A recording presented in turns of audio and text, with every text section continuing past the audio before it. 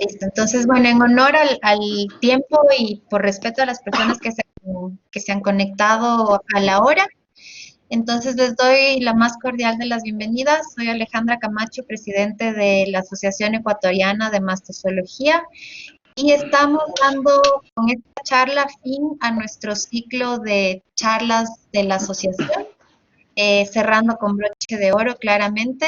Y tenemos como invitado al doctor Jorge Salazar Bravo del Departamento de Ciencias Biológicas de Texas Tech University, quien nos va a hablar sobre biogeografía y evolución de roedores daltoandinos, nuevos enfoques técnicos. Entonces, nos va a acompañar como moderador en esta ocasión Nicolás Tinoco. Él es también coordinador, miembro del grupo de pequeños mamíferos no voladores, o sea, especialistas de la Asociación Ecuatoriana de Mastozoología, y él nos explicará cómo se va a llevar a cabo esta charla. Entonces, gracias, Nico, adelante, podemos empezar.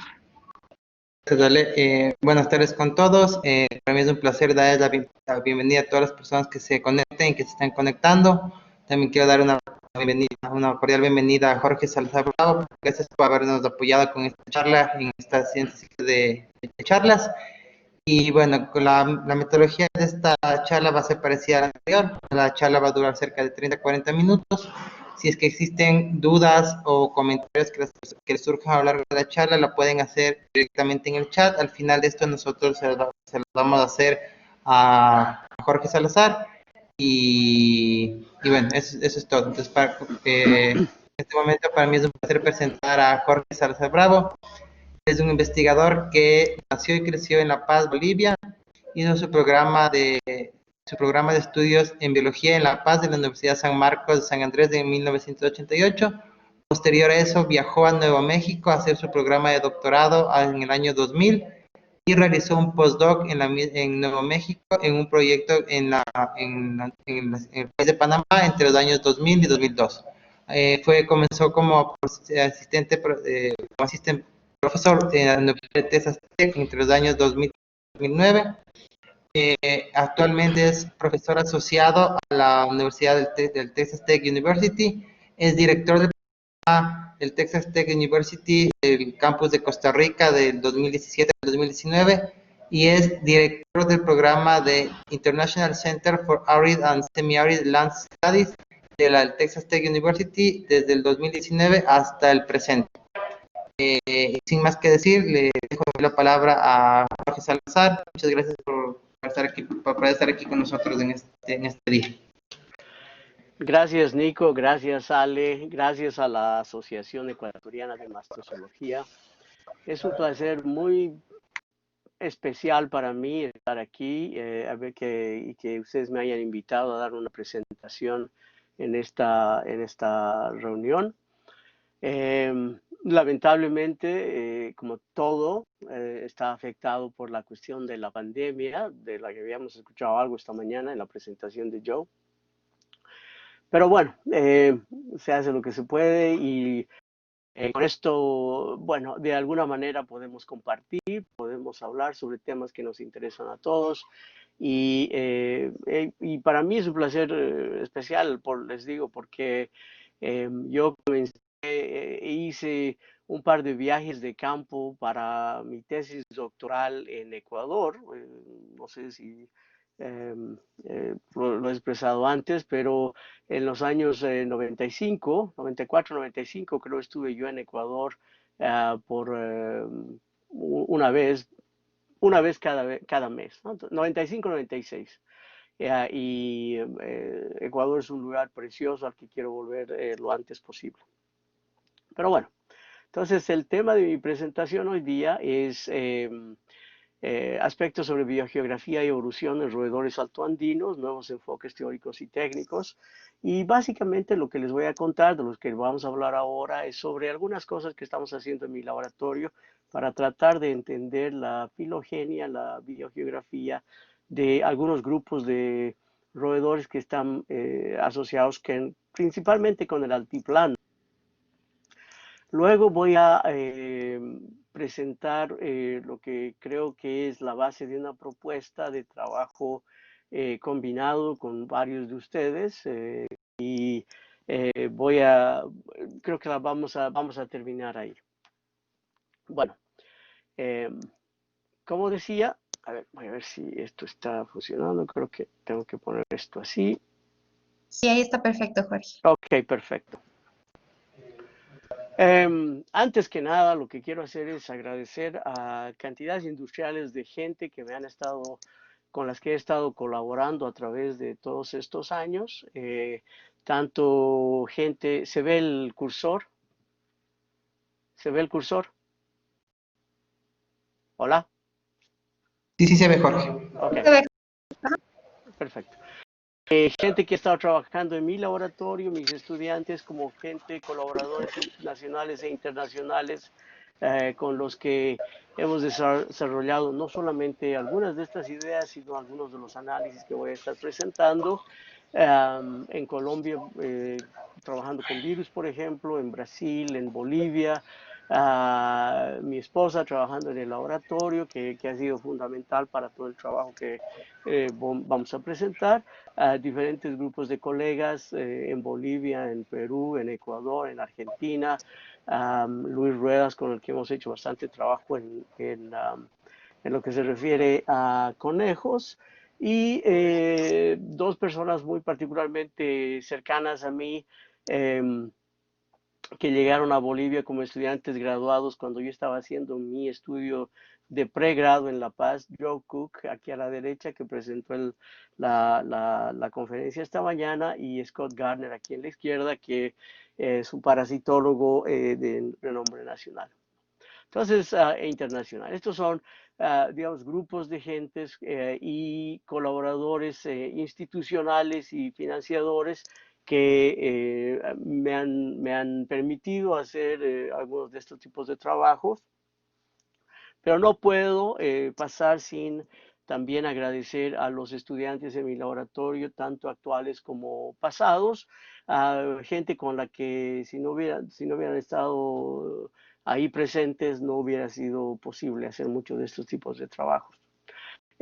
Aquí a la derecha de la foto, del slide, tenemos gente que está actualmente o recientemente ha pasado por el laboratorio. A la izquierda tenemos otra gente un poco más antigua, incluyendo estudiantes graduados que han hecho conmigo sus maestrías, sus doctorados, y de los que con seguridad yo he aprendido más, tanto científicamente como cuestiones personales, digamos, eh, pero que de alguna manera hemos colaborado en varios aspectos relacionados a los temas que vamos a hablar hoy día. Entonces, mi laboratorio, el Laboratorio de Mastozoología Neotropical en la Universidad Técnica de Texas, o Texas Tech University, tiene dos focos de investigación, básicamente. Uno es la biología de zoonosis y la otra es sistemática y evolución en varios grupos de mamíferos medianos y pequeños mamíferos. Entonces, como decía yo esta mañana en su presentación, decía que lo que hay que hacer es que hay que encontrar medios, formas en las que nos podamos nosotros financiar los trabajos de investigación, porque está claramente establecido, está claramente conocido, que solamente dedicarse a aspectos de sistemática y evolución o biogeografía incluida es muy complicado y difícil de conseguir financiamiento. Entonces uno tiene que comenzar con una forma o ver formas en las que el trabajo de interés, aparte de tu propio financiamiento, financiamientos de otros tipos de aproximaciones. Entonces, para mí ha sido muy importante esto, la biología de zoonosis, porque por una parte, bueno, ¿qué es lo que tienen esto? Pareciera que fueran grupos más o menos o temas más o menos desasociados, pero lo que tienen aquí en el centro, en este diagrama de Venn, son exactamente los reservorios, roedores, en algunos casos conejos, en algunos casos otros grupos de murciélagos, por ejemplo, que podrían ser, que están ahí para los que conseguimos financiamiento a través de la parte de zoonosis, pero nos ayudan a hacer también aspectos de sistemática y evolución, biogeografía, etcétera, etcétera, etcétera. Bien, entonces, en mi laboratorio tenemos básicamente tres áreas de trabajo. Uno que tiene que ver con la evolución viral, específicamente con patrones de evolución dentro de grupos de virus. En este caso, este es el capítulo uno de los capítulos de uno de mis estudiantes que se graduó hace un par de años, Narayan Kandel, que estaba trabajando con la filogenia de Mamarena virus y procesos de coespeciación con roedores roedores sudamericanos. Un par de años antes hicimos estudios que tenían que ver con la estructura celular de los receptores celulares que usan los virus para entrar en los huéspedes. Huéspedes en particular, estos son con Mamarena virus también, que entran a huéspedes reservorios y también a humanos, y que en el caso del trabajo que publicamos en el Proceedings of National Academy of Sciences, tiene que ver con una variación en un aminoácido en una región específica del receptor celular. Pero este tipo de cosas son más o menos tangenciales al tipo de cosas a las que nos dedicamos directamente, que tienen que ver con aspectos relacionados a la ecología de roedores. En el panel de abajo tenemos dos ejemplos del tipo de cosas que estábamos haciendo. Estos son trabajos, de hecho, en Panamá, algunas cosas que ya están publicadas ya por un tiempo atrás, pero que sirven como ejemplo del tipo de cosas que hemos hecho, donde tratamos de entender por qué o qué aspectos de la biología, de la ecología, de reservorios potenciales de virus, en este caso el virus, están asociados con los brotes epidémicos en enfermedad, ¿no es cierto? Entonces, pero también hemos hecho hemos hecho estudios básicos sobre la ecología alimentaria de roedores, por ejemplo, en el bosque de Yungas en Bolivia. Tengo estudiantes, mayoría de los estudiantes son en colaboración con la doctora Adriana Rico en La Paz, viendo cuestiones básicas sobre estructura de poblaciones, sobre la ecología de roedores de especies endémicas, Acodondayi, por ejemplo, entre otras, etcétera, etcétera. Pero bastante mi interés, mi primer amor, si se quiere, está asociado con la cuestión de evolución de roedores, y ese es el tipo de cosas. Esta es una figura antigua de dos trabajos en colaboración con colegas en Chile y en Argentina y Uruguay. Estábamos viendo aspectos sobre la evolución de los sigmodontinos y la evolución de los filotinos abajo, ¿no? de la tribu filotini. Pero hoy día de lo que quiero hablar es específicamente sobre cosas algo más nuevas que estamos haciendo con específicamente roedores de los Andes. Para hacer eso, para hablar de eso, lo que voy a hacer es voy a dar una pequeña introducción sobre la historia de los Andes, solamente concluir que el tema es bastante complejo, la evolución física, digamos, de los Andes tiene diferentes formas, diferentes tiempos, y con seguridad ha afectado de diferentes maneras a la fauna que está presente ahí.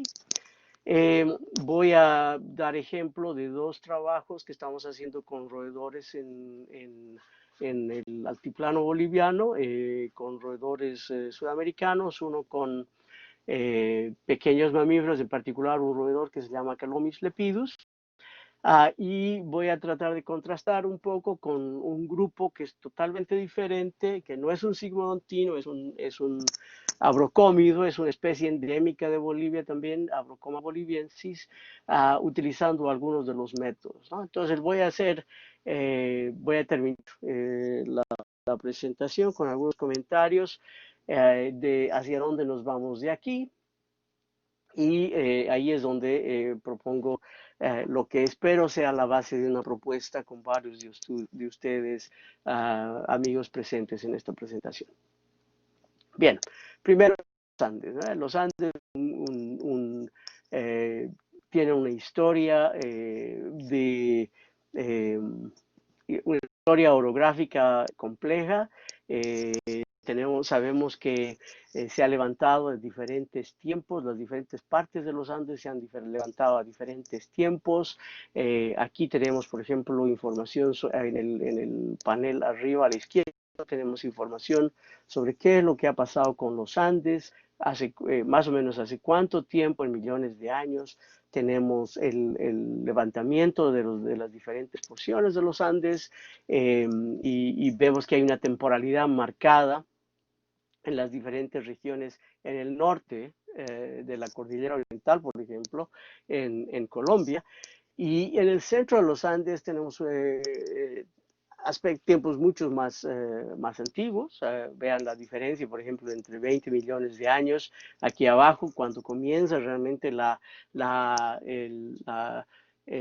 levantamiento de los Andes. Comenzamos los tiempos de la aridez y es más o menos aproximadamente a los 6 millones de años, 8 millones de años, que el centro de los Andes, que está marcado aquí en este mapa en 3 dimensiones, aquí arriba a la derecha, donde o sea, es cuando el altiplano que está conectado aquí por las dos que conecta básicamente las dos cordilleras, la oriental y la occidental, está llegando más o menos a su nivel actual, 6, 8 millones de años, 8 millones de años atrás. Pero el grupo de interés de los que vamos a hablar por los próximos minutos, los simontinos, obviamente ya estaban llegando a los Andes cuando los últimos elementos o los últimos procesos de levantamiento de los Andes estaban sucediendo, ¿no es cierto? Entonces, lo que pasa antes de este tiempo es posiblemente de poca importancia para el grupo. Lo que pasa después de este tiempo, en particular arriba de los últimos 8 millones de años, es posible y más con seguridad los últimos 6 millones de años, donde más los efectos de lo que está pasando en los Andes, el levantamiento de los Andes, que tiene básicamente dos connotaciones. Uno, la apertura de nuevos ambientes. Dos, la apertura de nuevos ecosistemas. Entonces, esos dos elementos que están asociados con la diversificación y los procesos de especiación en particular en los Andes, tanto centrales como en el norte. Entonces, pero el tema de interés es que aquí los Andes primero tienen una morfología muy, muy única, tienen una importancia suprema en la distribución, en la ecología de todo el continente. Se representa, al empezar a levantarse, producen un experimento ecológico que no tiene parangón en prácticamente ningún otro continente, porque esta cadena montañosa es básicamente continental y tiene historias diferentes, procesos diferentes en diferentes regiones. Entonces, es difícil entender, es difícil tratar de comprender el efecto completo de los Andes. Esto tiene que quebrarse, tiene que entenderse en fragmentos si se quiere. Pero vamos a ver si al final podemos tratar de poner esto en un contexto más o menos generalizado. Ok. Sirva eso de introducción. Además, el entender que dentro de los patrones de biodiversidad de los mamíferos sudamericanos tenemos regiones como las que están pintadas aquí en rojo, donde hay riquezas, en este caso de roedores, que son más altas que en otras regiones. Entonces, este mapa muestra en rojo que la región, por ejemplo, aquí en la cordillera oriental de los Andes, tiene patrones de diversidad bastante altos, comparados, por ejemplo, a regiones en el centro, en Ecuador, en el centro de Ecuador, y en las regiones de las cordilleras colombianas, de Colombia, donde se parte de Venezuela, y comparado a las regiones del Tepuy, del noroeste de Sudamérica. Entonces, en esta región de los Andes, es donde nos vamos a estar concentrando por el resto de la presentación, y dependiendo de cómo estemos de tiempo, tal vez vamos a hablar un poco de un par de procesos que están sucediendo aquí en el norte, pero me interesa más ligar a la parte de lo que creo que es una interesante propuesta de investigación en colaboración con varios de ustedes. Bien. Dentro de estos grupos, en particular que están presentes aquí en los Andes, tenemos una diversidad magnífica de especies, que es una de las cosas que en realidad a mí me llamó más la atención para trabajar en un grupo en particular. Una cápita aquí, cuando yo comencé a trabajar como estudiante del museo en la colección boliviana de fauna, en ese entonces se llamaba Museo Nacional de Historia Natural. Por casualidad no había nadie que trabaje con mamíferos. El último, entre comillas, mastozólogo era un japonés que se había retirado y había vuelto a su país. Pero habían varios muebles con especímenes, y yo sabía que estos especímenes venían del altiplano. Entonces, cuando me pongo a ver los mamíferos del altiplano, voy y pregunto a la señora que era la directora del museo, qué es a lo que me podía dedicar ahí, y me dice, bueno, anda a limpiar las gavetas de los mamíferos, porque ahorita no hay nadie, y el japonés que se fue no las limpió, fue la última vez, eso fue hace 2 años. No, perfecto, entonces voy y empiezo a limpiar las gavetas, y me empieza a llamar la atención el hecho de que yo conocía exactamente de dónde venían estos especímenes. Venían de muy cerca de La Paz, la ciudad donde yo nací y crecí, venían del altiplano, zonas que prácticamente se veían como desiertos, pero que cuando uno empezaba a mirar la morfología, mirar los patrones de características morfológicas, llamaban muchísimo la atención. Primero, una cosa que me llamó mucho la atención desde el principio fue la cantidad, la gran diversidad de especies que estaban presentes en el área. Uno, perfecto. Dos, la otra cosa que me llamó muchísimo la atención es que habían grupos que se sobreponían en cuestión de patrones de diversidad que pertenecían a grupos totalmente diferentes, con historias biogeográficas y potencialmente evolutivas muy diferentes, cosas que tenían que ver, por ejemplo, que se veían como esta galea, un cabiomorfo que históricamente está presente en Sudamérica, no galea en particular, pero los cabiomorfos por al menos 40 millones de años. Y teníamos gran diversidad de estos grupos de simbodontinos, cosas que se sabe son relativamente más nuevas, recientes, pero una gran diversidad de formas. Entonces, me empezó a llamar la atención que en este grupo, en estas zonas que yo conocía, que estaban allá afuera, que se veían como desiertos prácticamente, y vamos a ver unas fotos en este momento, había una gran diversidad de formas, ¿no? Entonces, aparte de la diversidad de formas, uno empieza a ver, empieza a mapear las distribuciones de estas especies, y lamentablemente me perdí la presentación ayer de Seri, eh, el colega brasilero, Ricardo.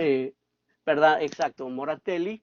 Pero este es el tipo de cosas que también han sido fundamentales como resultado de los trabajos, por ejemplo, como el mamíferos de Sudamérica, el volumen 2, o los trabajos que se han hecho con el handbook, ¿no es cierto?, de los mamíferos del mundo, porque uno empieza a ver este tipo de patrones y le empiezan a llamar la atención. Aquí, por ejemplo, ven cosas, un par de cosas interesantes y que ya desde el momento, obviamente no soy el primero, ha habido mucha gente que ha visto este tipo de patrones, pero los presento porque son muy claros. Entonces, por ejemplo, tenemos una cosa como Octodontomis gliroi, otro cabiomorfo, donde el patrón de distribución, el rango norte de distribución de la especie, llega prácticamente hasta la frontera. Hola. Llega hasta la frontera entre Bolivia y Perú. ¿No es cierto? Perfecto. Otro grupo, y el resto son todos simultinos, está Chinchillula Sajame, donde el rango de distribución es prácticamente altiplano, no se conoce de otras partes. Oxodontomis llega un poco hasta lo que se puede llamar el desierto del monte, al norte, digamos, el borde norte, pero está principalmente en regiones periandinas, en Bolivia, pero también en el altiplano. Y hay este tipo de grupos, que son grupos hermanos, ¿no? Ustedes, cuando ustedes van a una filogenia de estos grupos, ven que Auliscomis pictus y Auliscomis sublimis son grupos hermanos, y ven que una de las especies llega con su límite de distribución al sur, prácticamente al mismo lugar de la separación entre Perú y Bolivia. Y la otra especie, Sublimis, llega mucho más al sur y en su distribución hacia el norte apenas pasa, digamos, el área esa de la conexión entre Bolivia y Perú, ¿no? Y Calomis orellus, otro ejemplo, donde la especie llega prácticamente hasta la frontera entre Bolivia y Perú. Y como estas, hay un par de otras especies donde la combinación de distribuciones sobreimpuestas sobre las filogenias muestran que un grupo de especies hermanas, están distribuidas del norte de la división o de la separación entre Bolivia y Perú, de la frontera entre Bolivia y Perú hacia el norte o hacia el sur, ¿no? Entonces, empieza uno a pensar el porqué de estos patrones.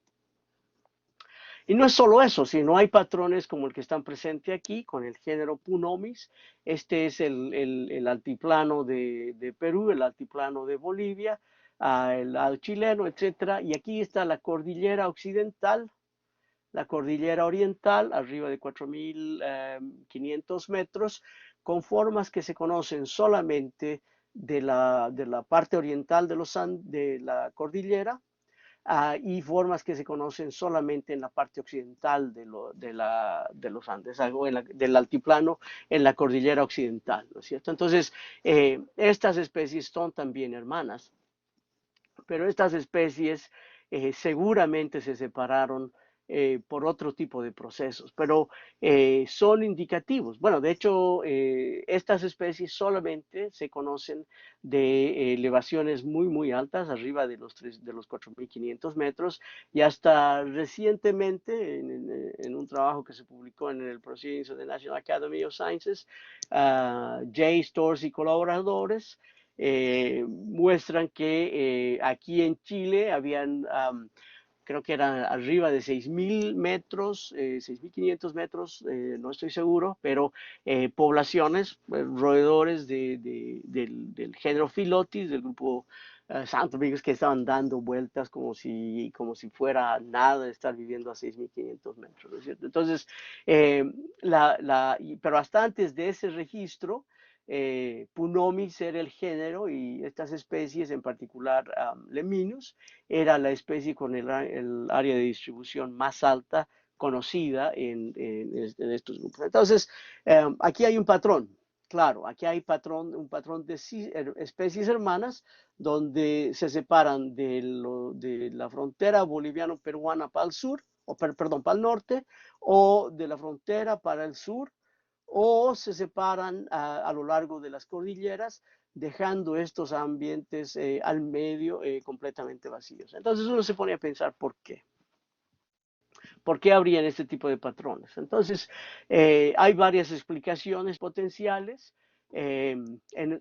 Punomis, por ejemplo, aquí en este lado de Bolivia, se colecta en este tipo de ambientes donde prácticamente, o sea, prácticamente no hay vegetación y la poca vegetación que hay es muy, muy rala y muy, muy seca, pero estas poblaciones están ahí, son viables, las hemos encontrado varios años, después de varios años de no haberlas ido a buscar, las hemos encontrado exactamente en los mismos lugares, les está yendo muy bien ahí arriba sin problemas, parecieran no tener conflicto con la falta de comida o con seguridad agua no, porque seguramente el agua que sacan, que obtienen es de la vegetación, ¿no? Pero si se ponen a pensar sobre la distribución del altiplano en sí, en realidad, de lo que estamos hablando son formas de especies de roedores cuyos patrones de distribución parecieran que están cortados en algunas regiones más o menos claras aquí a lo largo de los Andes y a lo largo del altiplano en particular, tanto de sur a norte como de este a oeste, ¿no? Entonces, en ambos lados de la cordillera o a ambos lados de lo que es ahorita el lago Titicaca. Pero si ustedes se ponen a fijar, se ponen a mirar este tipo de ambientes, se ven así, ¿no es cierto? O sea, no parecieran que hubieran aquí el tipo de quiebres o el tipo de estructuras que podrían, no hay montañas que atraviesan a través del altiplano, por ejemplo, que puedan explicar el por qué existen estos quiebres entre especies. No hay, al menos no son claros los procesos que pueden haber creado estos elementos biogeográficos de vicarianza, ¿no? Entonces, nos pusimos a pensar, nos pusimos a poner a trabajar con un par de grupos para ver si podemos entender qué es lo que está pasando ahí. Otra vez, este es el altiplano y trabajando a lo largo de la cordillera occidental. Estamos trampeando en varios lugares en el altiplano, también la cordillera oriental. Esta zona del altiplano es básicamente una cuenca endorreica. Quiere decir que el ciclo hídrico que está asociado con la cuenca endorreica del altiplano prácticamente no recibe o recibe muy poca influencia de otros centros.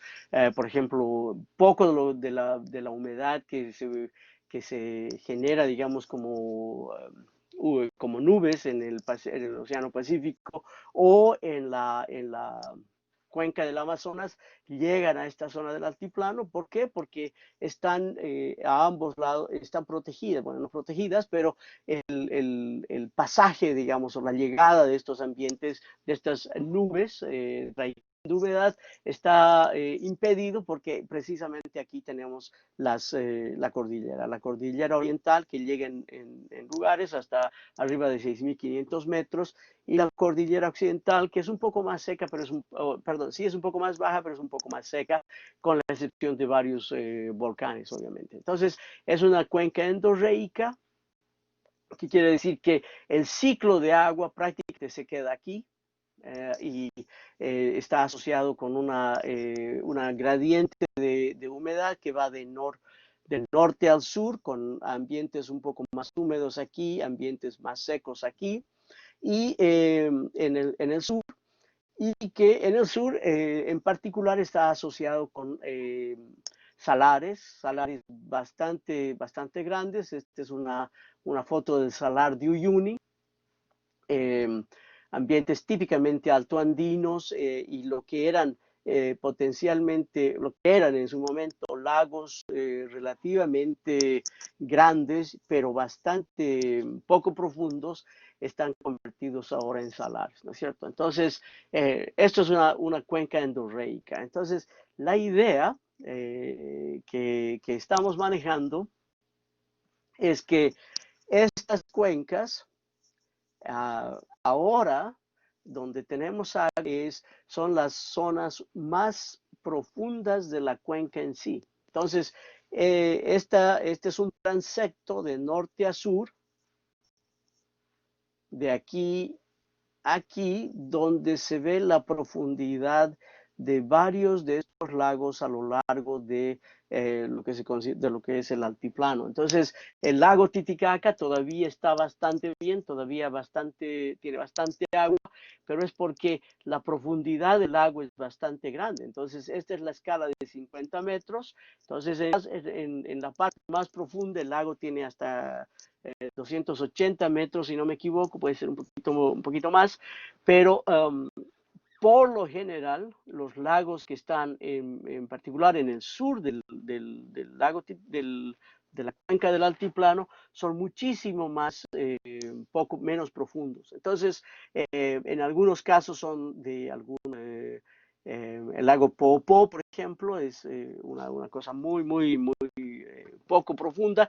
De hecho, el lago Poopó, el año 2013, había perdido completamente el espejo de agua y ahora lo ha recuperado un poco, pero no al nivel que era, al nivel que solía ser. Y eso es un proceso que es antrópico, porque la gente está moviendo el agua para hacer cultivos, quino en particular, pero también otros procesos naturales. Entonces, el tema aquí es que el siguiente.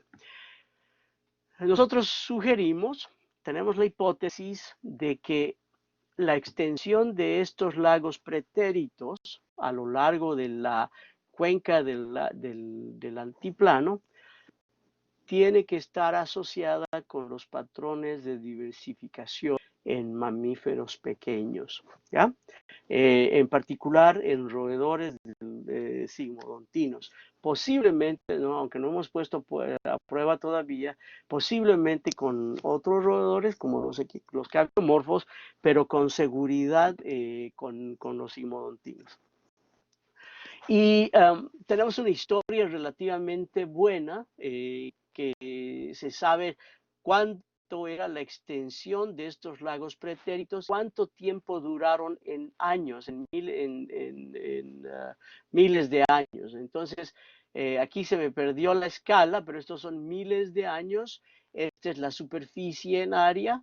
Entonces, algunos lagos, como el lago Tauca, fue un lago bastante grande, pero que duró muy poco tiempo. El lago Saxi, relativamente pequeño, duró una cantidad de años, pero los que me llaman más la atención y los que en este momento podemos hacer algo al respecto, como ponerlos para ver si la extensión y el tiempo de estos lagos están asociados con algunos patrones de diversificación en mamíferos, en roedores pequeños, son estos, el lago Salinas, el lago Ouiki, de los que sabemos que estaban ampliamente distribuidos y que estuvieron ahí por varios miles de años. Entonces, estos datos se generan a través de la geología de los bordes de los lagos, porque cada lago tiene una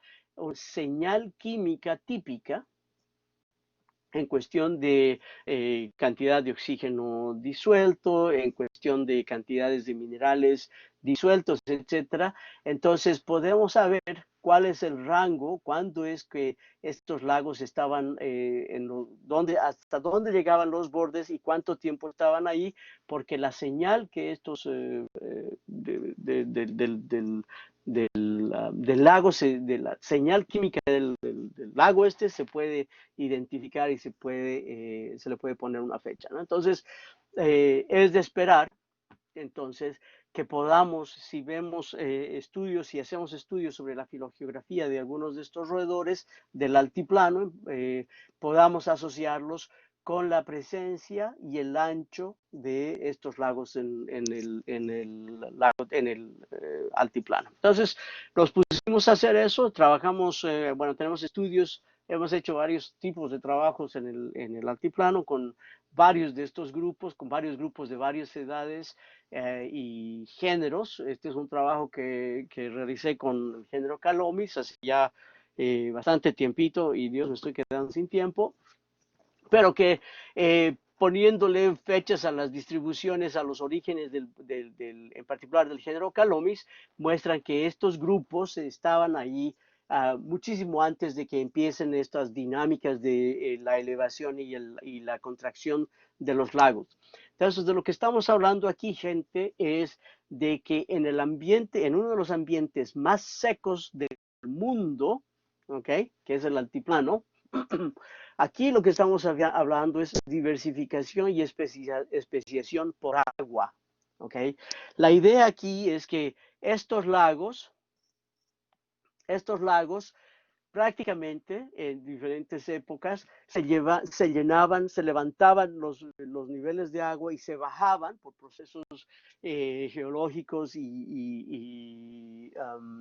medioambientales, de tal manera que poblaciones de roedores que estaban presentes en estas regiones se separaban tanto de este a oeste, a los bordes de la cuera, o de norte a sur, y que la hipótesis de trabajo es que en de las señales más claras es para poblaciones que se separaron al norte y al sur del lago Titicaca, precisamente porque el lago Titicaca es una región, esta región es la región donde posiblemente fue al último que se han empezado a separar o que se han empezado a secar los lagos aquí. Entonces, la idea es que aquí, en una de las zonas más áridas del mundo, tenemos especiación por agua, diversificación por agua. Y eso es lo que estamos queriendo poner a prueba. Entonces, con marcadores moleculares simples, como cosas como el citocromo B, hemos hecho varios estudios, hemos visto, y les voy a mostrar un par de cosas más con Calomis lepidus. Sabemos que estaban en el área, un par de el género estaba ahí, por ejemplo, hace unos 2 millones de años con seguridad las especies que estaban ahí iban a poder ser influenciadas por estos procesos de los que estoy hablando. Entonces, marcadores de este tipo nos dan información, pero no son muy poderosos. Entonces, hemos empezado a utilizar cosas como DDRATSEC, que son formas de tratar de entender lo que está pasando, cómo se está partiendo la diversidad genética a través del genoma, pero no todo el genoma, sino una representación del genoma, ¿no? Entonces, es una forma de ver a nivel más grande, más macro, lo que está pasando en los genomas, y hacer otro tipo de filogeografía, otra aproximación para ver la historia evolutiva de estos grupos. Hemos trabajado con varias enzimas de restricción, tratando de entender tanto en silico como en laboratorio cuáles serían las mejores combinaciones para obtener la mayor cantidad de single nucleotide polimorfismos, o estos marcadores que te indican cuáles son las variaciones a nivel nucleotídica a través del genoma. Y en dos grupos de roedores, dos especies de roedores, con relativamente buenos los números de individuos, con 20 individuos, 10 millones, o 10 individuos de Calomis orelus en el lado peruano. Pero me voy a concentrar en Calomis lepidus aquí. Hemos tenido bastante información, 140 millones de lecturas, 6.730 locus caracterizados, 13.330 single nucleotide polymorphisms, lo que significa que más o menos una buena cobertura por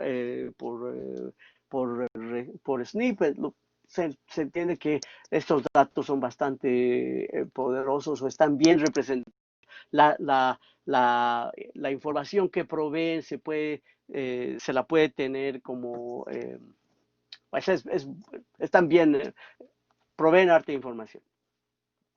Analizados con una serie de métodos. Lo que estamos viendo aquí tenemos dos grupos en los que hemos empezado a hacer este tipo de estudios. Uno es Calomis lepidus, del que tenemos una relativamente buena representación en el lado boliviano. Aquí los triángulos son los puntos de donde tenemos formas o especímenes, en algunos casos más de un espécimen para Calomis lepidus, y estamos trabajando en este momento. Ya tenemos las lecturas, estamos terminando de hacer los análisis para Acodon albiventer, que es otra forma que está específica, que está codistribuida con Calomis lepidus, prácticamente. Y estamos en este momento tratando de muestrear en zonas como, por ejemplo, el altiplano chileno, tener más datos del otro lado de la frontera aquí. Esto está básicamente, los datos que voy a presentar están basados en animales de Bolivia solamente. Entonces, otra vez, ponerle las ideas aquí. Lo que estamos viendo con estos análisis es que los grandes patrones de quiebres filogeográficos en Calomis lepidus, basados en estos single nucleotide polimorfismos, nos dan fechas de diversificación de los grupos más grandes, y les voy a mostrar en este momento los resultados, de más o menos 150.000 años, con una variación de la diversidad, de la standard deviation, que no es tan grande. Lo que vemos aquí, este es un mapa de Effective Population Gene Flow, básicamente, donde muestra que en las zonas que están en más café o en más ladrillo, color ladrillo, hacia este lado, donde hay menos flujo génico. Entonces, aquí lo que estamos viendo es que esta región del altiplano, en realidad, y su muestras más que no están mapeadas, bueno, como les digo, son varios especímenes más. Lo que estamos viendo es que la región del lago Titicaca es donde se quiebran estas poblaciones, donde el flujo génico efectivo está prácticamente quebrado y donde tenemos relativamente buen dato, ¿no es cierto? Bueno, buenas cantidades de datos. Pero lo interesante es que hay dos quiebres, uno a lo largo de esta zona que posiblemente está afectada por la cuestión del lago Titicaca, o bueno, las fluctuaciones en estos lagos pretéritos, pero también en estas zonas aquí en el sur de Bolivia, donde tenemos lo que aparece otro quiebre filogeográfico. Entonces, esta parte no la entendemos bien, necesitamos necesitamos más muestreos. Estamos en contacto y en colaboración con gente del norte de Chile, Pedro Valladares, tratando de identificar, tratando de ver si podemos encontrar más muestras para incluirlas en este tipo de análisis, y espero en un par de un mes o un poco menos tener los resultados de lo que está pasando con Acodon boliviensis y, perdón, Acodon y la expectativa es que estos dos grupos deberían mapearse relativamente cercanamente unos a otros, ¿no? Bien, ¿cómo estamos de tiempo? Estamos bastante cortos de tiempo. Dios mío. Perfecto, continúa, Jorge, tranquilo. Quiero hablar muy brevemente de otro grupo, en este caso Cabiomorphos. Esta es una especie endémica boliviana, se llama Abrocoma boliviensis. Es una especie en la que los límites de especie también están poco claros. ¿Y por qué? Porque, bueno, primero se conoce de muy pocos especímenes. Cuando se describió como especie endémica para Bolivia, se describió de 2 especímenes. Estas son los dos tipos, el tipo y el holotipo de las formas de regiones centrales en Bolivia. Se compararon contra Abrocoma benetti, que es la forma de Argentina y Chile, y contra Abrocoma cinerea, que es la forma, digamos, del desierto o del altiplano. Entonces, características muy, muy diferentes en cuestión del largo de la cola, el tamaño del cuerpo, etcétera.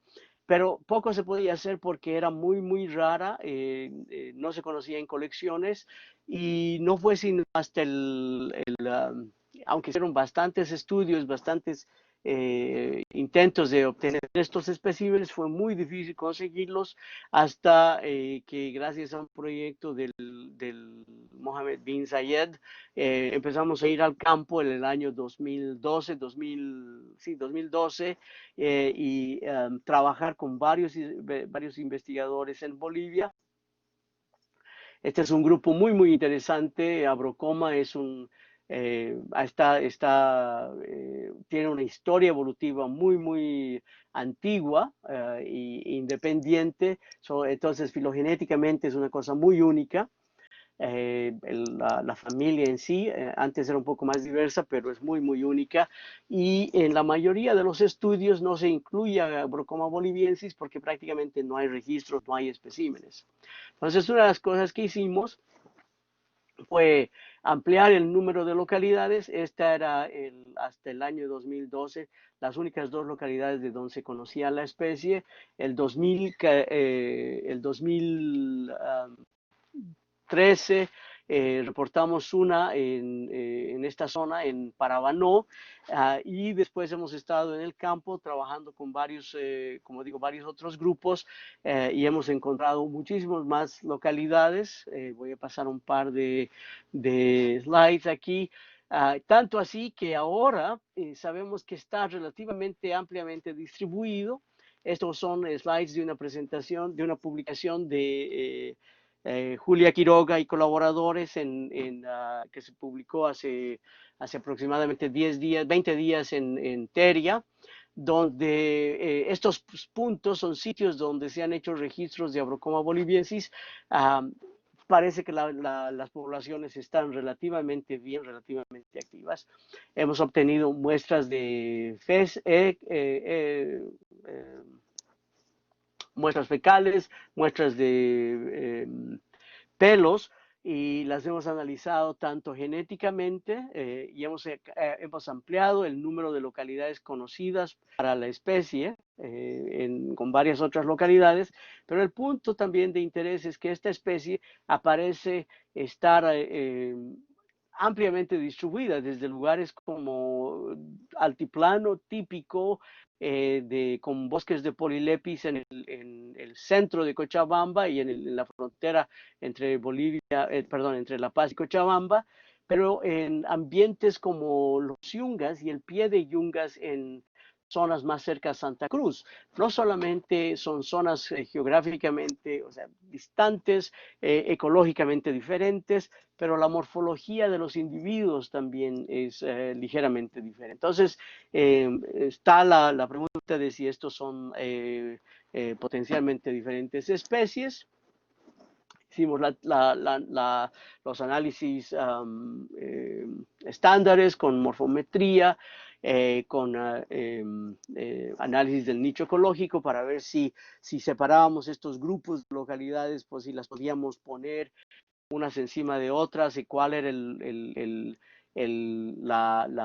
nivel de traslape del nicho siguiendo, por ejemplo, el índice de Warren en Maxent, en GARP, y análisis morfométricos que estábamos tratando, que nos ayudan un poco a entender cuáles eran los patrones de divergencia en estos grupos, en este grupo en particular.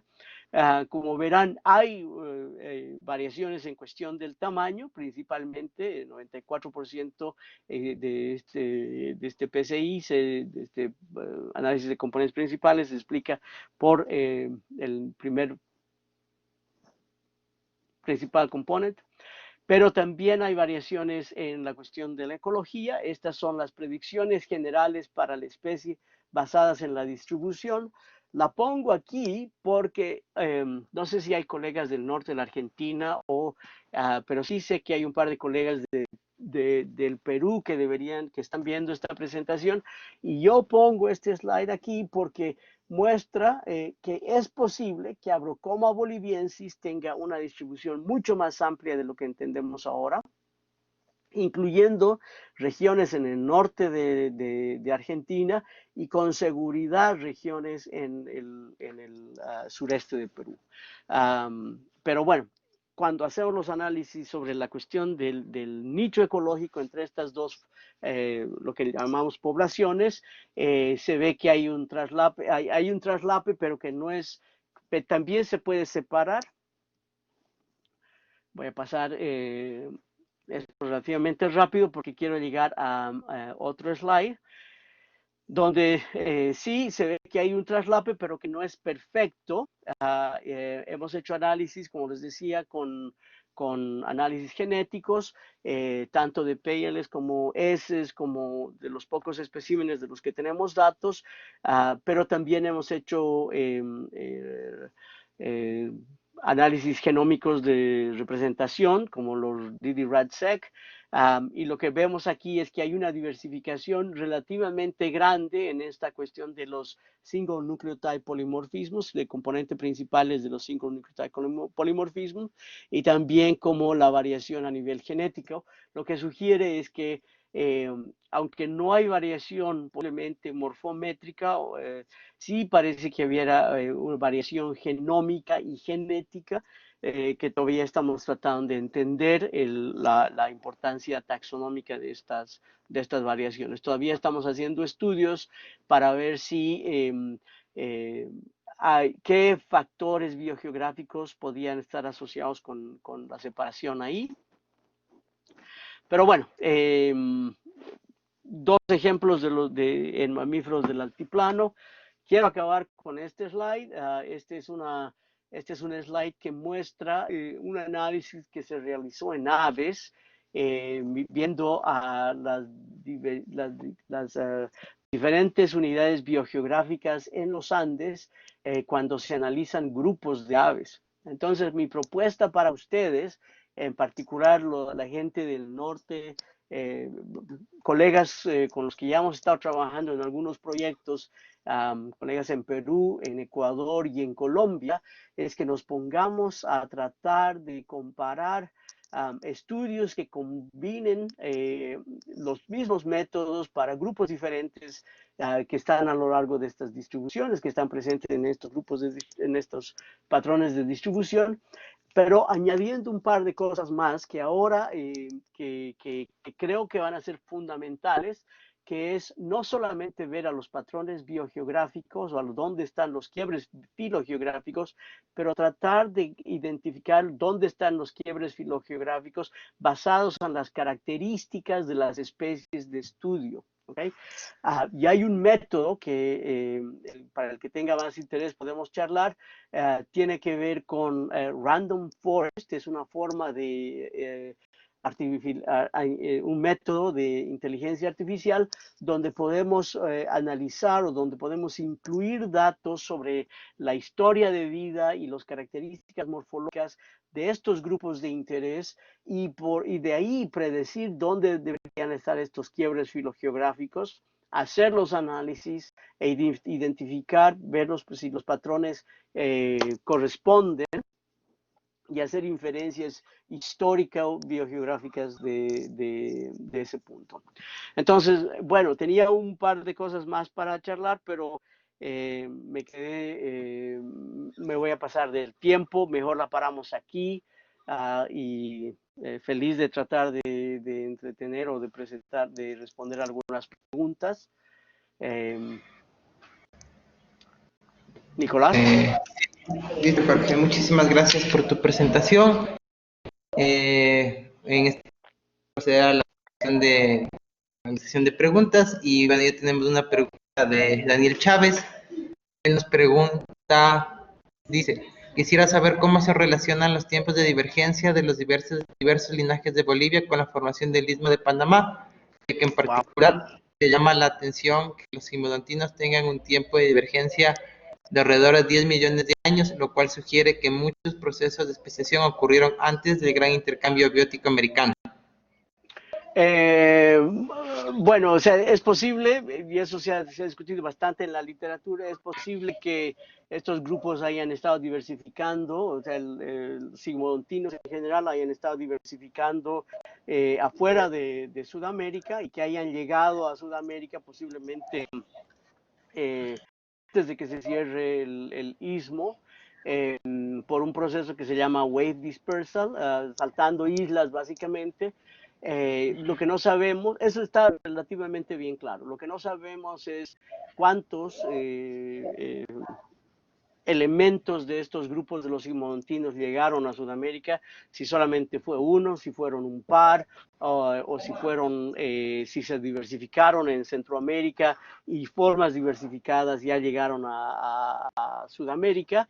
La evidencia sugiere que posiblemente han habido dos grupos, tal vez uno asociado con los iquiominos y uno asociado con el resto de Orizomialia, y que grupos como Sigmodon hayan sido invasores relativamente recientes al continente. Pero todavía falta bastantes datos, faltan bastantes estudios que se necesitan hacer. Con respecto a cómo se relaciona el cierre del Istmo de Panamá con los tiempos de divergencia en los roedores en el altiplano. Bueno, en base a la historia fósil de los roedores sigmodontinos en Sudamérica, es que sabemos claramente que los sigmodontinos estaban en Sudamérica 4,5 millones de años más o menos. Ahí sabemos que el fósil más antiguo de los sigmodontinos estaba en Sudamérica, ¿no? Entonces, con seguridad los cambios ecológicos, los cambios en la circulación de la humedad, los cambios que han sucedido como resultado del cierre completo del Istmo de Panamá han debido tener influencia en los procesos de diversificación en los roedores de los Andes. Es difícil hacer las relaciones, es posible que tengan que haya tenido más efecto en la diversificación de formas, por ejemplo, más en el norte, y no tanto así como en las formas del altiplano, pero no me he puesto a pensar todavía en ese tipo no me había puesto a pensar en ese tipo de preguntas.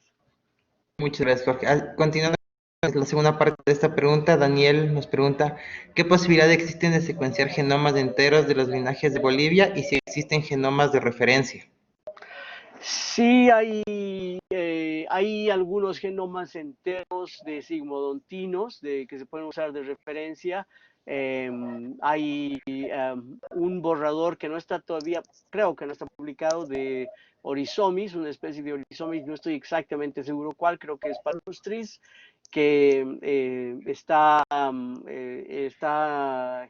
secuenciado en borrador, digamos. No es otra vez si ya está disponible, pero hay otros grupos que están cercanamente relacionados con los sigmodontinos. Hay neotominos para los que los genomas están ya relativamente bien curados, pero Miscus, con seguridad, es un grupo que está bien, o sea, está secuenciado con buena profundidad y no está en borrador, digamos. Ok, muchas gracias. Continuando, otra pregunta de Ricardo Ojeda. Dice, en relación al patrón de quiebre poblacional en el altiplano y de acuerdo a tu análisis, las poblaciones de las especies que mostraste al inicio de tu charla a ambos lados de la cordillera, ¿se tratan de especies plenas o es algo en etapa de análisis? No, está a nivel del género Punomis, a diferentes géneros parece que son diferentes. Entonces, a nivel Punomis, son especies totalmente separadas. Esas son claramente diferentes especies. A nivel de algunos grupos, ahora se manejan como nivel de subespecies, por ejemplo, Auliscomis, Chimis tiene poblaciones tanto en la cordillera oriental como en la cordillera occidental. En este momento se manejan como razas, pero tengo un estudiante que está empezando a mirar precisamente aspectos de la morfología, morfometría, y está considerando aspectos de la genética también. Parte del problema es el acceso a muestras, ¿no es cierto? Entonces, eso es lo que nos ha estado un poco generando algo de ruido, pero gracias a colaboraciones con colegas en Perú, en particular, muy en particular con con el colega Horacio Ceballos, este tipo de problemas se están empezando a subsidiar y están dando la posibilidad de responder este tipo de preguntas que hasta ahora estaban más o menos sin responder por la falta de muestras, ¿no? Ok. Dentro de la misma pregunta que te mencioné anteriormente, Ricardo también en caso contrario, ¿cuál sería la razón por la que no haya experimentado aún un proceso de diversificación genética? Repetime la pregunta, por favor. Refiriéndose al anterior, Jorge, sobre si es que son especies plenas o no solamente son análisis. Ajá. Ricardo pregunta que en caso contrario, ¿cuál sería o sea, en caso contrario de que no sean especies plenas, ¿por qué crees que no se hayan separado genéticamente? Creo que eso lo respondiste con la anterior. En parte, yo creo. Bueno, todavía estamos viendo, ¿no? O sea, todavía no sabemos si son o no son. Yo creo que la evidencia va a eventualmente mostrar que sí son, pero hay procesos a nivel poblacional que pueden sugerir o sea, puede ser que ha habido un poco más de flujo génico en algunos grupos que en otros. Punomis es como les decía, es un género típicamente de tierras altas, o sea, extremadamente altas, 4.500 metros para arriba, ¿no? De la punta del cerro, literal. Pero Auliscomi se lo encuentra en elevaciones más bajas. Entonces, es posible que tenga eh, la posibilidad de atravesar regiones relativamente más fácil, relativamente más recientemente, que podría explicar por qué no han llegado a completamente separarse estas especies, ¿no? Listo. A las personas presentes, ¿alguna pregunta más que tengan para hacérsela a Jorge? ¿No? Sergio Solari le agradece a Jorge por su charla y le dice, haciendo referencia un poco a que Jorge mencionó que hay colegas peruanos que están observando la charla, que el altiplano siempre ha sido una zona con fauna poco estudiada, interesante que estos estudios saquen a la luz de estos procesos de diversificación. Ujú. Eh, Gracias, Sergio, con seguridad. Ese, lo que pasa es que a veces nos quedamos con lo que llaman el low hanging fruit, que es todo el mundo sabe que hay una gran diversidad en los yungas, todo el mundo sabe que hay una gran diversidad en el bosque amazónico. Y sí, o sea, cuando uno se pone a comparar los patrones de diversificación, o perdón, las diversidades en cuestiones de números y formas, obviamente sí, le gana al altiplano, pero como cuando Bolivia le gana a Perú en el fútbol, pero a nivel de los procesos locales, la diversificación en el altiplano también ha ido sucediendo y como dices, sí, a veces no se presta atención a estos patrones, ¿no? Y a estos procesos. Listo, Jorge. Una pregunta que me surgió ahorita. Justo como mencionas de este artículo sobre los puntos de quiebre que encontraban en las aves, ¿tú crees que en el caso de roedores, en vez de encontrar una barrera sumamente marcada, sea un proceso de gradiente, que un grupo empiece a disminuir su diversidad y a medida que disminuye otro empieza a aumentar, pues no necesariamente porque hay un corte geográfico, sino tal vez algo más relacionado a la ecología o al comportamiento de estos grupos? Sí, casi con seguridad. Por eso es que sugiero que la forma de realmente responder esa pregunta es utilizar estas características de la historia de vida de las especies que tienen que ver, por ejemplo, con hábitos alimenticios, con el tipo de ambientes en los que se ubican, tamaño corporal, número de crías, cuántas veces al año tienen crías, etcétera. Todos esos aspectos que tienen que ver con la historia de vida de todas estas especies y utilizar esa información para decir dónde van a estar estos quiebres filogeográficos basado en lo que ya sabemos. ¿De qué se trata esto? O sea, por ejemplo, hay algunas cosas fáciles que vamos a poder ver. Así que esta zona aquí es el quiebre de la depresión de Táchira, ¿no? Entonces, con seguridad vamos a ver especies que están en este lado de la depresión y especies que están en este lado de la depresión. Comparamos los tipos, la biología, las características de la biología de estas especies contra estas aquí y creamos una regla, ¿no? Entonces, estas especies que tienen estas características están dando quiebres filogeográficos aquí. Y entonces hacemos esto para un grupo grande de especies y géneros y empezamos a ver qué características son las que nos permiten predecir dónde van a estar estos quiebres filogeográficos. Entonces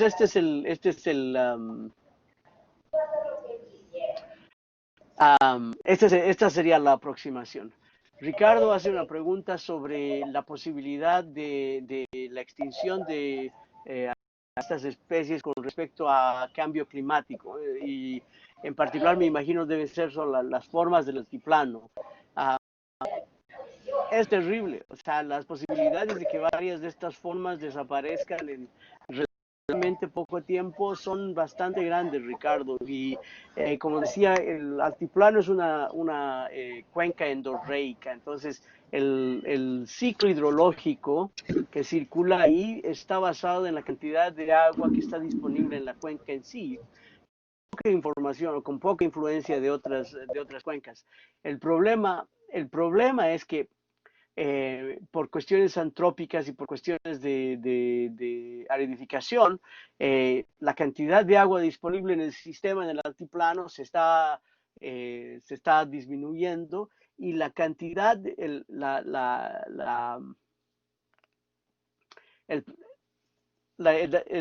decrecimiento en la precipitación ha aumentado en los últimos 20 años de tal manera que aún las zonas que eran húmedas están muchísimo más secas que lo que eran antes. Entonces la cantidad de agua está llegando a ser un problema, con seguridad en el sur en particular, a no ser que sean especies que sean adaptadas a ambientes áridos y semiáridos, las posibilidades de que varias de estas especies vayan a subir procesos de extinción, al menos locales, son bastante grandes, ¿no? Listo, Jorge. Una última pregunta que a mí me surgió, el tema de los puntos de quiebre. Tú mencionaste que es importante incluir información sobre la historia natural de estos bichos, de los hábitos alimenticios. ¿También crees que incluyendo información asociada a hospederos de virus, qué tipos de parásitos son, puede eso también ayudar a dilucidar un poco estos patrones que se encuentran? No creo tanto, excepto que por lo general las formas que son buenas reservorios de virus son especies que tienden a tener, son las especies que se consideran ERE, ¿no? Es las que crecen rápido, empiezan a tener bebés inmediatamente, qué sé yo, dentro de un mes de que nacen, tienen crías altísimas, un gran número de crías, tienen varios periodos de gestación en una estación, en un año. Entonces, esas son las especies, generalmente las especies, entre comillas, basura, o las especies que les va bien en ambientes más o menos disturbados. Esas son las especies a las que les va bien como virus, que son buenos reservorios de virus. Entonces, se utiliza la misma lógica de las características de vida, de life history, la historia de vida de estas especies.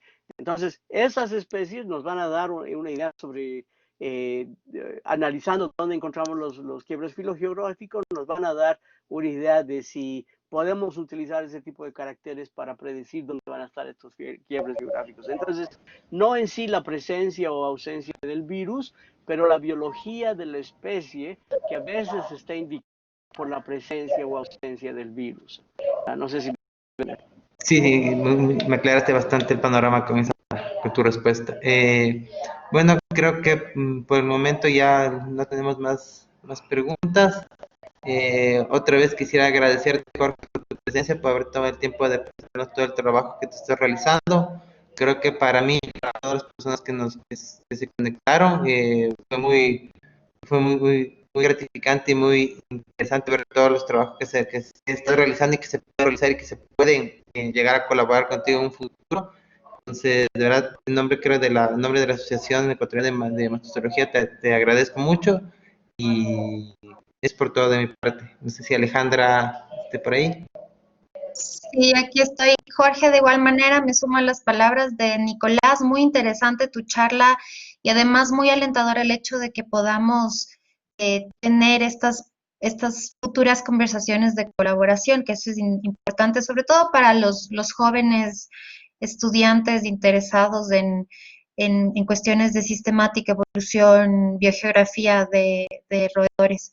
Nada más que decir, simplemente agradecerte nuevamente y también ahora que se acaba ya el ciclo de charlas con esta magnífica presentación, agradecer también a la Universidad de Especialidades de Espíritu Santo, que hubiera sido la sede justo este fin de semana de nuestro Congreso de Mamíferos en Ecuador y que tuvimos que suspender por la emergencia, pero nos ha mantenido en su plataforma y ha sido el host de este evento, así que muchísimas gracias a la doctora Natalia Molina y claro al doctor René Rodríguez, director de la Escuela de Ciencias Ambientales, quien además me ha prestado su plataforma personal para llevar a cabo el evento hoy día. Entonces, Jorge, muchísimas gracias. Te doy la palabra para que te despidas, nos des un último mensaje y a todos muchas gracias por asistir.